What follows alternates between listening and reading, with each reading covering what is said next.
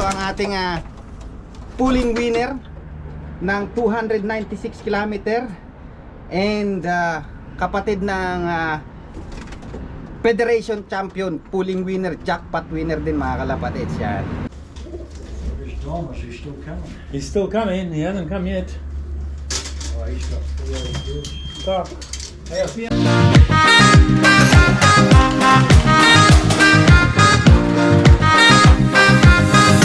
So yun mga kalapatids, nakita nyo na naman yung pagmukha ko. So for today's video mga kalapatids, ibang araw na to pero parehas lang yung damit ko. Ngayon ko lang na-realize nag-basket ako nung last week is same yung damit natin, but naligo na ako mga kalapatids. So huwag na kayong di naman tayo artista na lagi nga pa iba-iba yung damit. Anyway, wala naman tayong sponsor na saka din naman tayo artista na laging palit ng palit, konting kibot, palit ng palit. But anyway, andito nga tayo sa harap ng loop natin ngayon.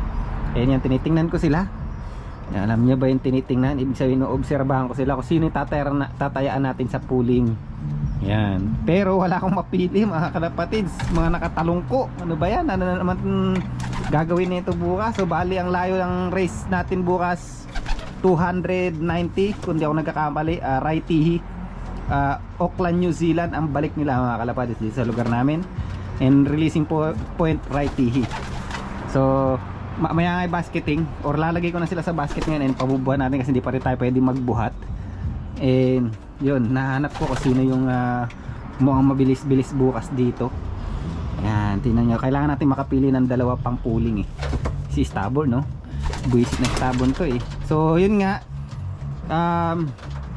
happy pa rin ako sa lipad ng ibon natin kasi mga kalapatids. Hindi ko muna tinitingnan yung kung pang ilan tayo sa race dahil ganyan din tayo nung last season.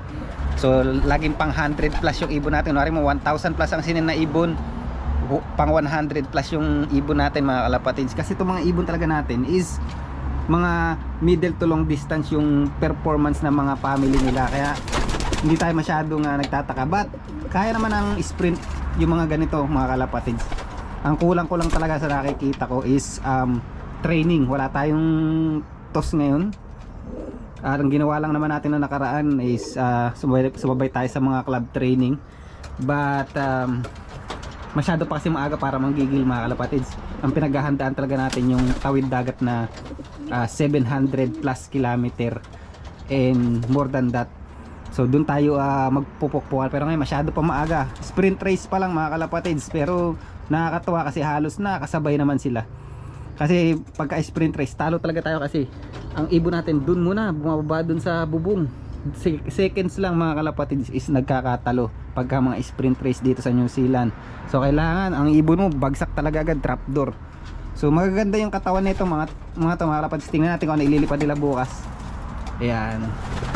So against the wind na naman sa atin yung race bukas. So hindi na naman favor sa atin yung wind, but ngayon re-realize ko na ang ibon pag malakas kahit against sa kanya yung wind is mananalo pagka gustong manalo, or yung pag weather mong manalo wala silang magagawa mga kalapatids, mananalo at mananalo ka. So anyway, ang dami ko sinabi, i-box natin yan at hihipuin natin sila isa-isa bago ko ilagay sa box para makita natin kung ano yung condition nila, kasi ngayon lang uli ako hahawak ng ibon. Hindi ko sila masyadong pinaghahawakan para hindi ma-stress, but pagkaya rin yan ipabubuhat natin yung training box sa sasakyan natin kasi hindi tayo pwede magbuhat. Alright, mga kalapatids, kukuhanin natin ang pulling winner ng 296 kilometer. Yan. Yan, ito mga kalapatids, ito ang ating pulling winner ng 296 kilometer and kapatid ng Federation Champion, pulling winner, jackpot winner din mga kalapatids. Yan. Joke lang, in my dreams. Yan, hindi naman masamang mangarap. Papakita ko lang sa inyo. Ito yung kapatid ng last 2 race ni Brainslope na nanalo. Yan, yan ang pakpak mga kalapatids ng Federation Champion ng second lap dito sa New Zealand. Yan, yung katawan, medyo malaki ang katawan nito. Mukhang nagmana sa dapat pinagmanahan. Yan, hindi naman masamang mangarap mga kalapatids. Malay mo, Itong ibon na to laging nasa first or second dropper ko to. Tingnan niyo mga kalapatids. Bukas tingnan natin kung ano yung magiging lipad niya. Yan.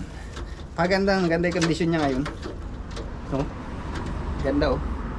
Pasok na natin siya mahiwagang box. Isa na. And then, mga hen na yun. Mga hen na yun nilalagay ko rito. Nailabas ko na yung cock.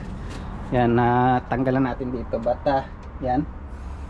Si Jopay, yan. Si Jopay mga kalapatids. Yan yung first dropper natin. Anak ni Stubborn. Nung last race. 1,300 ang speed. Ang galing. Inilaban tayo na itong ibon na to. Anyway, di masyado tayo magtatagal yan. Ayun naman yung ilalagay ko. Right? So yun mga kalapatids, ito na nga yung clock natin. And ito na yung mga ibon natin. Sinakay na dyan sa ating sasakyan. So wag tayong masyadong malungkot mga kalapatids. Kasi yung mga nauuna, yan naman yung mahuhuli pagka nasa long distance na mga kalapatids. Makikita nyo itong ibon natin. Lalaban yan sa malayo. Tingnan nyo ha. Ito yung mga stubborn line natin oh. So bali 6 na kak lang yung sinakay natin. And then hen 2, 4, 6, 7. So 12 lang kinarga natin ngayon. Medyo konti lang mga kalapatids. Kasi iniwan ko na yung anak ni Batang kaya po hindi ko na i-race. And meron kasi nga mukhang bibili. Or bili-bili na baka maubusan. Yan. And then tapos sino pa ba yung ano ba ano na tayo si Inday, yan hindi ko na rin sinama. Ilan na lang sinama ko, yan puro hen natin. Alright, tara let's go. Oops, we're here. Alright, yan sila tayo. Mr. Carlo. Shut up. Hello. How are you, ma'am? If we don't, then we'll just have to make a plan. Bali 14 lang yan, tinanggal ko yung tatlo muna. Hindi ko Go on patay. there. You'll jack watch the other one. You can take on. Magsisipag itlogan. Back. Here's your loft. Here's your clock. Paris Tabor, abagal eh. Mabibilis na yan. Malayo sa Palayo na malayo. eh. So when you Mga pull out, 400, just pull out mabilis of na yan. one there.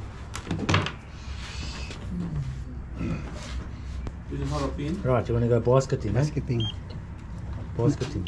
Yeah. Right. Okay. Okay, good day. I'm gonna put my number 1 camera right here. Sorry. Put whatever you want. All cut, eh? All cut.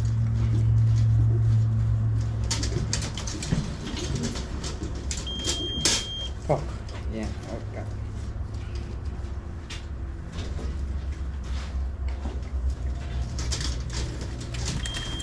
Cock.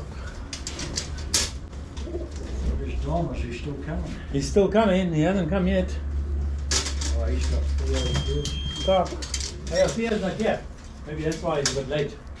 He's mostly catching Theo's birds. Mataba pa ng cock. Oo,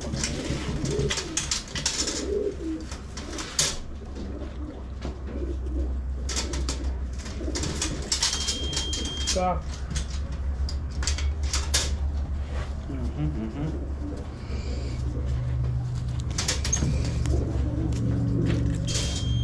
Cock. All hen, all hen. All hens now.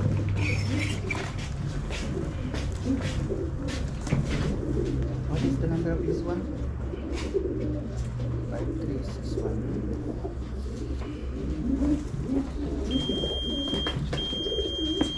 Oh, sige mo, no?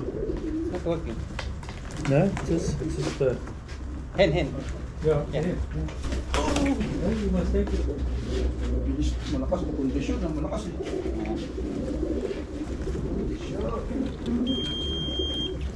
Hen.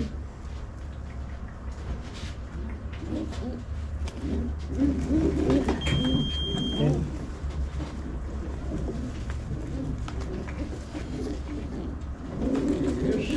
Hen. You're a gentleman. Hello. Hello. Oh, Theo, you're back. So you're Yeah, bringing made it Don's back. birds. You have a good, Bringing your birds. A good break. Yeah, except I come back crook. Hey, who did you pinch that off? Other people got it. Yeah, Theo. Okay, yeah. They're pretty flash boxes, so I like it. Well made, yeah. Just hold down. Hen. Collapse. Simple. What do you mean, yeah? Just hold the amount of shit on the top like my does. Still like those boxes. They're a good size. I Last. think. Does everything, don't it? Right. Are you finished? Yes. You say yes. Yes. Diyan na sila ha. Uwi kayo na maaga bukas ha. Galingan nyo ha. Basta kompleto okay na. Good luck boss sa Carlo. Ikaw na ang lap winner na susunod. Wala, puro warto nga lang ispindi sa atin. Sa ano na po. Alright mga kalapatids. Ito mga taga-Pangaray. Mga shoutout sa mga taga-Pangaray na New Zealand dyan oh. Ito mga ibon oh. Lumalaki na yung club nila. Mga ibon ng Pangaray yan. Kasama sa Auckland bukas. Alright, nakapag-basket na tayo. Look at that. They don't have any water but Thirsty, still yes, yeah. Hey, want water? We want water. Where's the water? Ooh. Look at that, eh? Straight in. Look at this one. Hidden away, doesn't matter, right? See?